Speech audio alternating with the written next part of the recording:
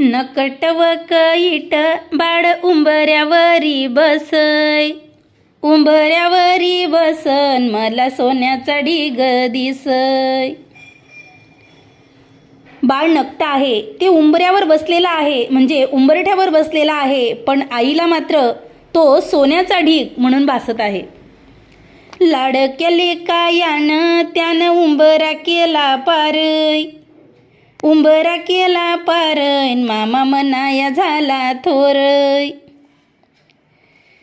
लेक हा उंबरा पार करायला शिकला की मामा म्हणायला शिकला, असा याचा अर्थ.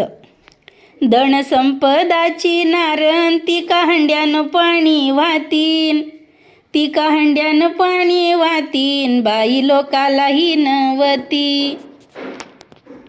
धन संपदाची नारण ती का हंड्यानं पाणी वाहती, ती का हंड्यानं पाणी वाहतीन, येती कुंभारा काकुलती.